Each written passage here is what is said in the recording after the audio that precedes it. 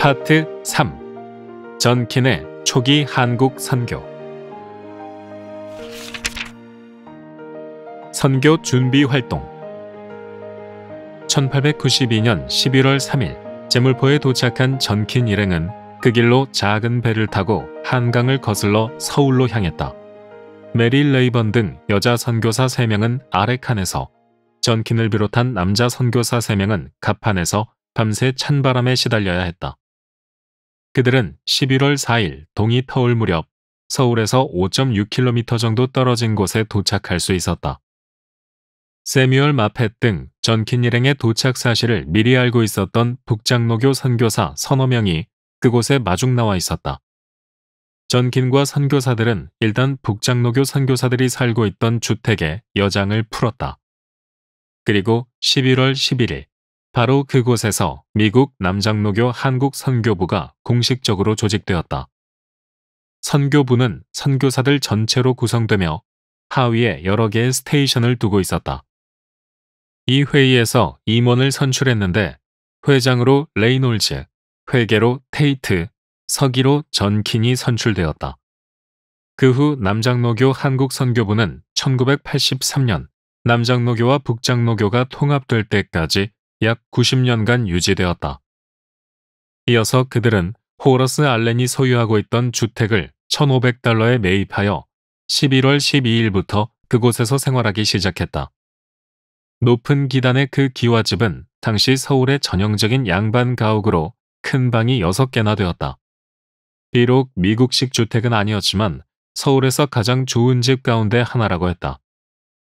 그곳은 북장로교 선교사들의 거주지에서 2.4km 거리로 지금의 정동, 덕수궁 남쪽 부근의 어느 곳으로 추정된다. 서울의 선교사들은 이 집을 미국 남부지방을 가리키는 별칭인 딕시라고 불렀다. 그곳에서 남장로교 선교사들은 1892년 겨울에 혹독한 추위를 맞았다. 미국 남부에서 온 이들에게 한국의 겨울은 너무나도 낯선 것이었다. 특히 처음 맞는 겨울이었기에 전킨은 거의 잠을 이루지 못할 정도였다고 수레한다. 집 천장에 불이 붙어 모두 급하게 일어나 불을 끈 것도 이 무렵의 일이었다. 이어서 전킨 등은 1893년 1월 28일 중요한 결정을 하게 된다. 북장로교 선교사들과 선교지 분할 협정을 체결하여 남장로교 선교사들은 전라도와 충청도를 맡게 된 것이다. 먼저 남장로교 선교사들은 북장로교 선교사들과 함께 빈튼의 집에 모여 장로교 선교부 공의회를 조직했다. 장로교 선교부 공의회는 장차 한국의 노회가 조직될 때까지 잠정적으로 한국 장로교회들을 돌보는 7위 기구가 되었다. 이 회의에서 남장로교의 레이놀즈가 회장에 선출되었다. 그리고 계속된 협의 결과 남장로교의 선교구역이 정해진 것이다. 당시 북장로교 선교부는 서울과 평양, 호주 장로교 선교부는 부산에서 활동하고 있었다. 따라서 남장로교에게는 한반도의 남쪽에서 처녀지였던 전라도가 배정되었다. 남장로교 선교사들은 미국 남부 지역과 기후가 비슷하고 인구와 토지가 많고 비옥한 호남 지역에 매력을 느끼게 되었다. 또 이미 레이놀즈와 세뮤얼 마펫은 1892년 12월 말 장차 남장로교의 선교구역이 될 공주와 전주를 두루 돌아본 뒤였다. 그 도시들은 서울에서 160km 이상 떨어진 곳이었다. 또 먼저 한국 선교를 시작한 북장로교는 그간의 경험을 살려 남장로교 선교사들에게 조언을 아끼지 않았던 것으로 보인다.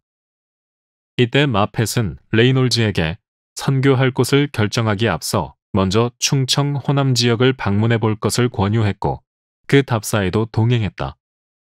그들이 조랑말을 타고 먼저 도착한 곳은 공주였다.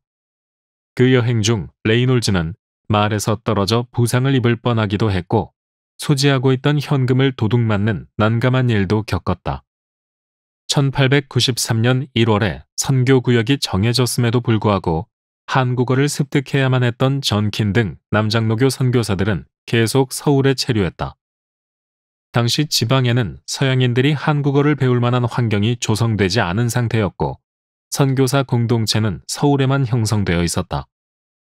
그래서 한국에 온 지 얼마 되지 않은 남장로교 선교사들은 정보 공유와 한국어 습득, 그리고 토지 매입 등의 선교 준비를 위해 1년 이상 서울에 거주했다. 그들은 한국어를 괴물이라고 부를 정도로 한국어를 배우는데 애를 먹었다. 그래서 그들은 개인적으로 한국인 언어교사를 채용하여 1대1 교습을 받기도 했다. 이 무렵 전키는 북장로교와 북감리교 선교사 등 서울에 상주하던 선교사들과 접촉하면서 한국의 종교와 한국 선교에 관한 많은 정보를 얻게 된다. 그는 당시에 한국에는 지배적인 종교가 없는 것으로 파악했다. 불교의 흔적이 조금 있었지만 그리 큰 영향은 없다고 보았다. 전키는 또한 당시 한국의 기독교 상황에 주목했다. 교인 수가 5만 명에 이르는 로마 가톨릭은 개신교보다 먼저 한국에 들어왔으며 상당한 박해를 받았었고, 개신교의 경우 만주의 존 로스의 성경 번역을 거쳐 1882년 한미 수교 이후 뉴욕의 북장로교 선교본부에서 본격적인 한국 선교를 시작한 것을 알게 되었다. 그리고 가장 먼저 한국 선교사에 임명된 이는 테네시주 출신 의사 헤론이었지만 그 사이 중국에서 사역하던 호러스 알렌이 임지를 한국으로 옮기면서 1884년 가을 서울에 도착하여 개신교 최초의 한국 선교사가 되었으며, 그는 명성황후의 인척이었던 민영환을 치료하여 왕실의 신뢰를 얻게 되었다는 사실도 파악하게 되었다. 또 1885년에는 북장로교의 언더우드, 헤론, 아펜젤러와 스크랜턴 등 감리교 선교사들이 입국했으며 1886년 언더우드가 세례를 베풀면서 처음 세운 교회인 세문안교회는 1893년 당시 교인 수가 100명이 넘었다고 파악하였다. 1893년 여름, 전키는 딕시 군내 안에 테이트 남매가 살 주택을 건축하는 작업을 도왔다. 딕시에는 방이 6개가 있긴 했지만 아무래도 두 부부를 포함한 7명이 사용하기에는 비좁았다. 또 이때 전키는 개인적인 경사로 축하받기에 바빴다. 1893년 6월 초, 첫 아들 조지가 태어난 것이다. 조지는 한국에서 태어난 최초의 남장로교 선교사 자녀였다. 1893년 6월, 남장로교 선교사들은 서울에서의 선교 준비와 병행하여 일단 자신들 선교구역의 중심 도시였던 전주에 한국인 조사 정혜원을 파견했다. 전주에 선교 거점을 확보하고자 시도한 것이다. 그 전에 남장로교 선교사들은 만주의 존 로스에게 세례를 받은 후 당시 북장로교의 한국인 전도자로 왕성한 활동을 벌이고 있던 서상윤을 조사로 채용하려고 했지만 여러 가지 사정으로 무산된 바 있다. 그 다음 물망에 오른 사람이 바로 서울 출생으로 북장로교 선교사들에게 한국어를 가르쳤던 정혜원이었다. 남장로교 선교사들은 정혜원에게 전주의 임시 선교 거점을 확보해 줄 것을 부탁하고 필요한 경비와 여비 등을 지원했다. 또 서울에서 전주로 이동할 때 타고 갈 당나귀 값도 마련해 주었다. 즉 정혜원은 남장로교의 한국인 대리인으로 선교사들의 원만한 전주 정착을 위해 투입된 준비 책임자였다. 그는 전주로 가서 은송리에 있는 집 한 채를 52냥에 매입했다. 이 집을 중심으로 한 그 일대는 10여 년 뒤 남장로교 선교부가 전주 화산 언덕으로 스테이션을 옮길 때까지 선교 거점으로 사용되었다. 그런데 이들의 선교 준비 활동에 몇 가지 장애가 발생했다. 1893년 여름에 높은 습도와 더위를 견디지 못하고 전킨이 알아눕게 된 것이다. 레이놀즈 역시 비슷한 증상으로 와병 상태였다. 그러자 이를 보다 못한 북장로교 선교사 빈튼이 전킨과 레이놀즈 가족을 서울 북쪽의 한 불교 사찰에서 쉴 수 있도록 주선했다. 그곳은 쾌적하고 시원하여 그들은 머지않아 원기를 회복할 수 있었다. 그리고 거기서 레이놀즈의 부인 패시 볼링이 첫 아들을 낳았다. 하지만 출생의 기쁨도 잠시, 신생아 레이놀즈 3세는 불과 열흘 만에 사망하고 말았다. 남장로교 선교부 최초의 희생자였다. 이 일로 선교사들이 받은 충격은 무척 컸다. 더욱이 패시는 출산 후유증으로 몸져 눕게 되었고 레이놀즈 부인의 병간호를 위해 다른 활동을 중단해야만 했다. 가을이 되어 날씨가 선선해지자 전킨과 테이트가 다시 움직이기 시작했다. 그들은 9월에 서울을 출발하여 청주를 거쳐 전주를 방문했다. 자신들의 대리인이었던 정혜원의 전주 체류가 3개월 이상 계속되었기에 그곳의 상황이 몹시 궁금했던 것이다. 그런데 전주로 가는 도중 마침 늦장마가 오는 바람에 하천에 물이 불어났고 악조건 속에서 하천을 건너던 전키는 그만 물에 빠지고 말았다. 다행히 어떤 한국인에 의해 구조되어 목숨을 건졌지만 위험한 순간이었다.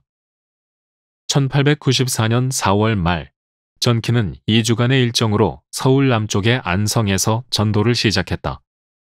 하지만 동학 농민운동으로 인한 혼란이 경기도까지 밀려들어왔고 전키는 미국 영사로부터 급한 연락을 받고 신속히 서울로 철수해야 했다.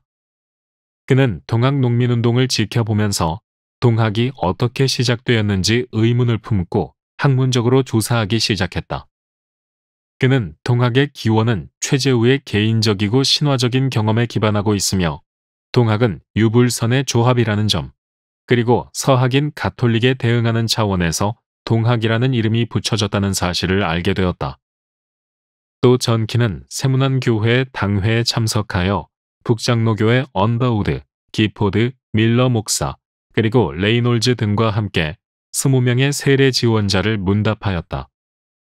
이어서 전키는 기회 닿는 대로 언더우드 등 북장로교 선교사들의 길거리 전도에 합세하여 서울 인근 지역으로 나가 사람들에게 기독교를 소개했다. 사람들은 특히 전킨의 맑은 테너 목소리로 울려 퍼지는 찬양에 큰 관심을 보였다. 사람들은 그의 노랫소리를 듣고 전킨이 서 있는 곳으로 몰려오곤 했다. 1894년 9월 남장로교 선교부의 세 번째 연례회의가 서울에서 열렸다. 이 회의 기간 중 8월 23일에 태어난 전킨의 차남 에드워드가 유아 세례를 받았다. 이 무렵 선교사들의 임지도 결정되어 군사는 전킨과 드루가 맡고 전주에는 테이트 남매와 레이놀즈가 상주하기로 결정되었다.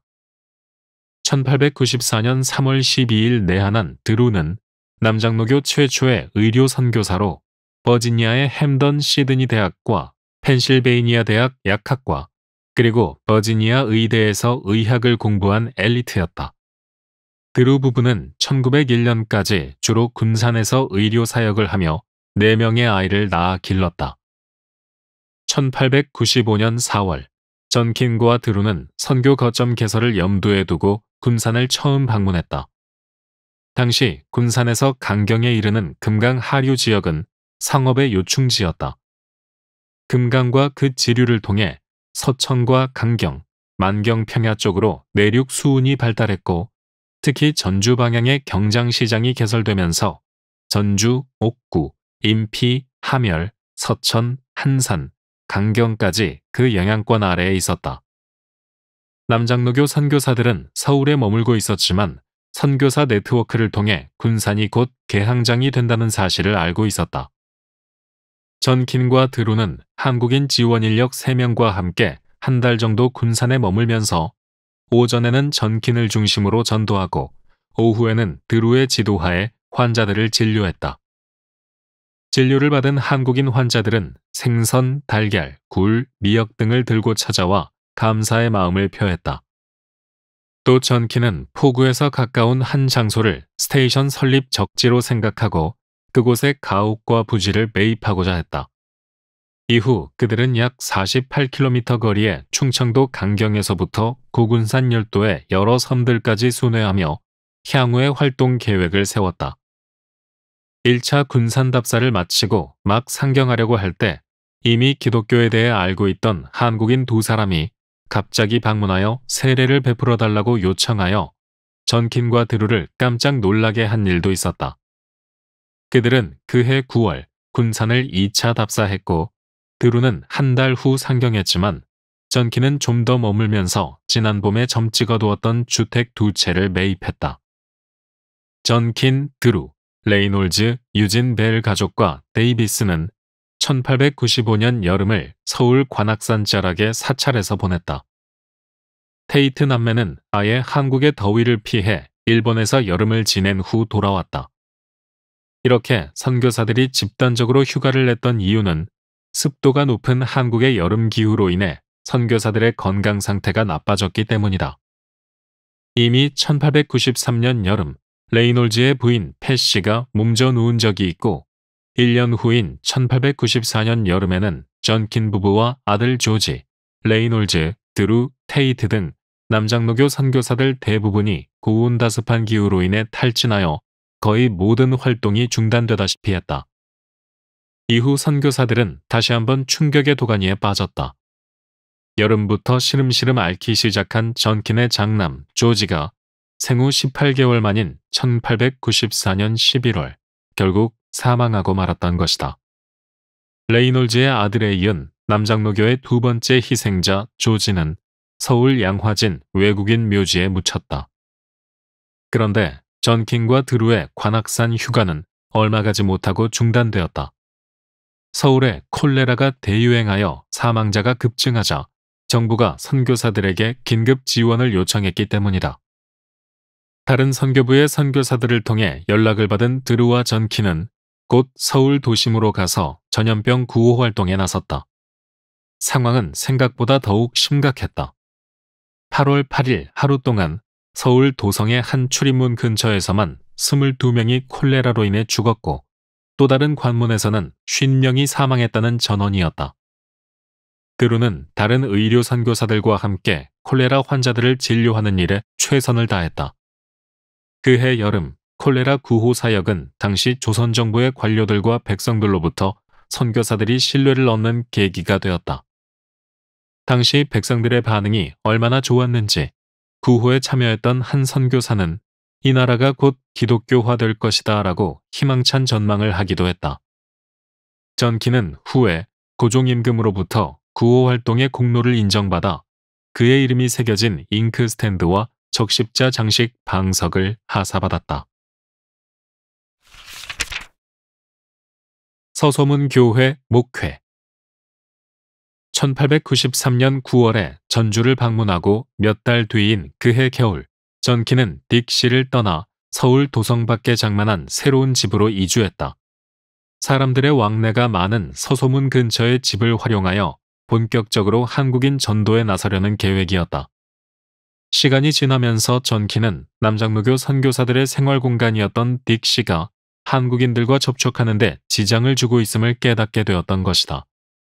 그는 선교사들의 안전을 고려하여 도심 깊숙한 곳에 집을 구한 것이 오히려 전도에 장애가 되었다고 판단했다. 전킨은 서소문 밖으로 나가 한국인들과 직접 부딪히며 전도하기로 했다. 그해 가을에 성공적인 전주 방문은 전킨이 이렇게 적극적으로 행동할 수 있게 한 기폭제가 된 것으로 보인다. 그 방문을 통해 전킨은 한국인들과 어울릴 수 있는 자신감을 얻었고 그 사이 한국어도 많이 늘었다. 또한 당시 언더우드가 이끌고 있던 세문안교회의 신자 수는 벌써 100명을 상회하고 있었기에 전킨을 비롯한 남장로교 선교사들도 한국 선교 10년 만에 이룩한 이 같은 놀라운 성취를 바라보며 상당한 자극을 받았던 것으로 보인다. 서소문으로 이사한 지 6개월 만인 1894년 6월부터 전킨은 자신의 집에서 직접 전도하며 목회를 하기 시작했다. 그는 누구든지 방문할 수 있도록 자신의 사랑방을 개방하고 한국인들을 초청했다. 그러자 금방 소문이 나면서 하루에 8명에서 10명이 그의 집에 들러 전도를 받게 되었다. 가장 인상적인 것은 어느 불교 승려의 개종이었다. 그는 이미 평안도에서 복음을 들은 적이 있다고 고백하며 기독교에 대해 관심을 표했다. 그는 전킨과 3번 정도 만난 후 기독교를 믿기로 결심하였고 어느 주일 아침 평상복 차림으로 예배에 참여하면서 적삼 승려복을 전킨에게 반납했다. 전킨은 승려의 개종을 목도하면서 자신의 서소문 사역을 낙관하기 시작했다. 전킨의 서소문 전도는 의료 선교사인 드루가 합세하면서 더욱 활기차게 진행되었다. 드루는 1894년 7월 초순부터 매일 오후 전킨의 집에서 한국인들을 대상으로 진료를 했는데 하루 평균 10명에서 20명의 환자들이 그를 찾아왔다. 전키는 통역을 자임하며 오후 내내 환자들이 대기하거나 진료를 받는 동안 그들을 전도했다. 전키는 몰려온 환자들과 한국어로 일상적인 대화를 나누며 그들의 마음에 파고들었다. 여기에 전킨의 조사들도 합류하여 기독교 서적을 나누어 주면서 내원한 이들에게 기독교를 집중적으로 소개했다. 환자들 대부분은 주로 서울의 피지배층 여성들이었다. 찾아오는 환자들의 상당수가 여성이었기에 전킨은 매티 테이트에게 도움을 요청했고 곧 매티도 전킨의 서소문 사역에 합류하게 되었다. 전킨의 서소문 사역이 단순한 전도의 거점을 넘어서 예배 처소로 발전하기 시작한 것은 1895년 3월부터였다. 그 즈음 전킨 목사가 한국인들을 대상으로 설교하는 첫 예배가 그의 사랑방에서 드려졌기 때문이다. 매티 테이트도 여성들을 위한 예배를 별도로 진행했다. 또한 드루가 전킨의 사택에 딸린 작은 방 2개를 클리닉으로 꾸며 진료한 환자는 모두 800여 명에 달했다. 드루는 왕진도 병행하여 모두 100여 명이 그 혜택을 입었다. 남장로교의 초기 한국 선교에 있어 드루와 전킨의 환상적인 연합 사역은 주위 선교사들에게 모범적인 사례로 칭송받을 만한 것이었다. 그리고 1895년 4월 2일 주일, 전킨은 서소문 교회에서 예배를 인도하면서 기독교 신앙을 고백하는 5명을 문답하여 그중 2명에게 세례를 베풀었다. 문답을 받은 5명 중 2명은 드루에게 진료를 받은 이들이었고 1명은 드루의 어린 남자 하인이었다. 이는 내한 남장로교 선교사에 의해 치러진 최초의 세례식이었다. 국내 최초의 세례는 1886년 북장로교의 언더우드 선교사가 노춘경에게 준 것이었는데 그로부터 10년 만에 이제 남장로교에서도 세례교인을 배출하게 된 것이다. 그리고 전키는 군산 1차 답사를 다녀온 직후인 1895년 봄 또 한 번 서소문 교회에 출석하고 있던 7명의 한국인을 문답하여 합격한 3명에게 세례를 주었다. 전킨이 군산에 가고 없는 한 달 동안에는 매티 테이트와 전킨 부인이 그들을 지도했다. 이제 전킨 목사의 서소문 교회는 세례교인 5명의 공동체로 자라나게 되었다. 선교부 간 연합사업 참여 1895년 2월 북장로교 선교부는 서울에서 개최한 북장로교 연례회의에 남장로교 선교사들을 초청했다. 북장로교 선교부는 남장로교 선교사들에게 언권 회원의 자격을 부여하면서 그들의 회의 참석을 환영했다. 참석한 남장로교 선교사들은 선행 선교부인 북장로교의 선교 과정 전반을 숙지하며 그것을 자신들의 사역에 적용했을 것이다. 또 밤에는 지난 1893년 1월 조직된 장로교 선교부 공의회의 연례회의에서 주한 장로교 선교부들 간의 연합사업에 대해 논의했다. 전키는 1894년 서기에 이어 그 해에는 회장으로 취임했다. 1902년의 장로교 공의회는 9월 17일부터 일주일간 서울에서 개최되었다. 당시 군산에서 선교하고 있던 전키는 회의 참석을 위해 가족과 함께 상경했다. 1893년 장로교 선교부 공의회로 시작된 이 기구는 노회나 총회 등 한국 장로교 조직이 생겨날 때까지 그것을 대신했던 잠정적인 7위회였다. 여기에는 남장로교와 아울러 북장로교, 캐나다 장로교, 호주 장로교 등이 참여하고 있었다. 매년 가을 열린 공의회에서는 대부분의 선교사들이 모여 장로교 연합 사업을 토의했고 함께한 가족들은 서로 교제를 나누며 친목을 도모했다. 전킨을 포함한 남장로교 선교사들은 북장로교 서울 스테이션의 에비슨 부인이 마련한 점심 식사를 즐겼고 자녀들의 교육에 대한 정보를 서로 교환하기도 했다. 또 공의회가 폐회한 다음에는 다시 남장로교 선교부 연례회의가 진행되었다. 1903년 9월에도 전킨 가족은 연례회의를 위해 상경했다. 이번에는 북장로교 선교사 빈튼의 집에 여장을 풀었다.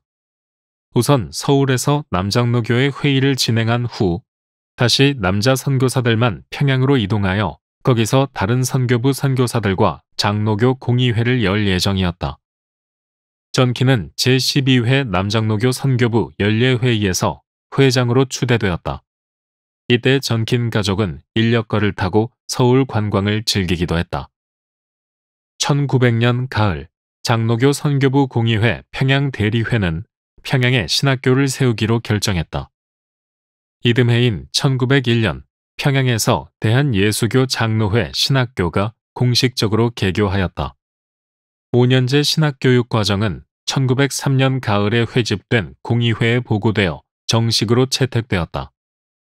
1년의 교육 과정은 신학교에 실제로 다니는 3개월과 각 지역의 개교회에서 사역을 하는 나머지 9개월의 현장 학습 기간으로 구성되었다. 1년에 3개월씩 집중교육을 실시하고 수학 연한을 5년으로 한 것도 초기 평양신학교에 재학하는 학생들 대부분이 조사 등으로 현역에서 활동하고 있는 상황을 고려한 것이었다. 호남의 김필수, 최중진, 윤식명, 김인전 등은 모두 이 교육과정을 이수하여 목사가 되었다.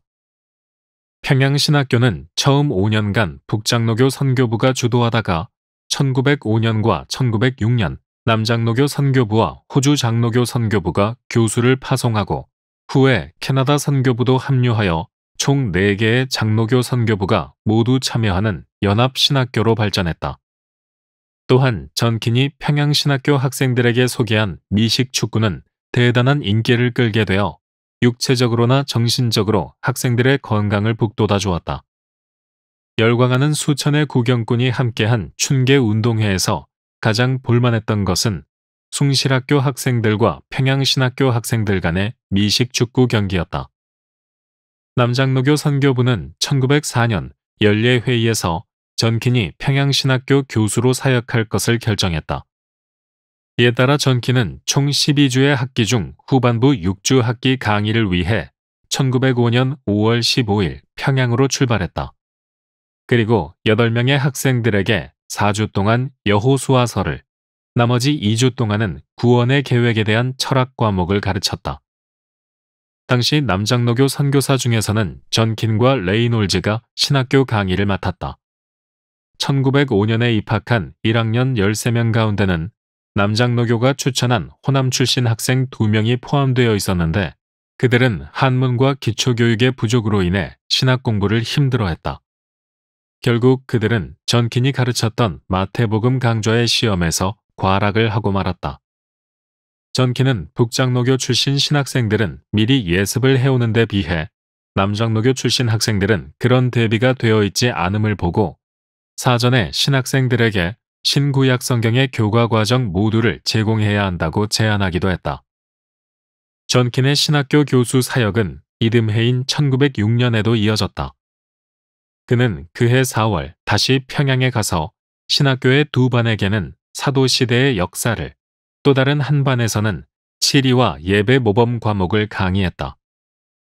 신학교 학생 수는 모두 50명으로 다들 총기가 있었고 그 가운데 7명은 1907년, 14명은 1908년에 목사 안수를 받을 예정이었다.